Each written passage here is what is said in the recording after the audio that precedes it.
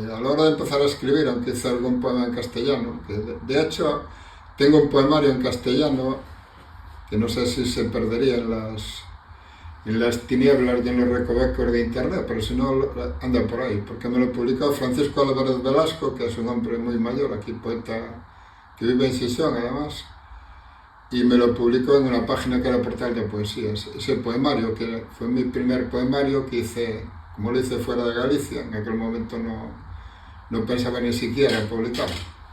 Y de hecho tuve a lo mejor décadas sin publicarlo. Y fue lo único que hice en castellano. Y después ya empecé a escribir en galego. ¿Y por qué escribí en galego? Bueno, pues seguramente por razones emotivas, emocionales, porque era la lengua de mi infancia. Yo me crié en una aldeina pequeña y no se hablaba otra cosa. Ahora bien, recuperar eso como idioma literario, pues no lo pensé, porque yo en principio no me veía como literato, pero quería hacer un poemario, unos poemas contando mi vida, contando mis cosas, y claro, tenía que hacerlo en gallego, porque mi infancia era en gallego, ¿no? Y después a raíz de ahí la cosa se fue complicando, o mejorando, o consolidándose, porque ya empecé a hacer cuentos, y los cuentos eran más fáciles de publicar que los libros de poesía.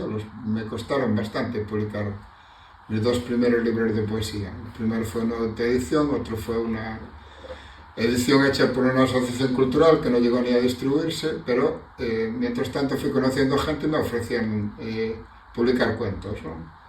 Y ahí fue donde los hice en gallego, fueron saliendo, tuvo bastante éxito el primer libro de cuentos, que fue en el año 89, creo recordar. Entre medias había 3 años que no publica nada, después de los libros de poesía. Y ahí ya, pues, como tuvieron cierto éxito, tuve cierta acogida, ¿no? Empezaron a salir reseñas, empecé a ir a centros de ensino, institutos, a hablar de ellos. Pues ya me decanté por la narrativa. Y ahí hice una novela que tuvo bastante éxito, está traducida también en castellano, también está ahí, de hecho. Sueños eléctricos, está traducida en asturiano, que en el año 94 se publicó, fue mi primera obra en asturiano.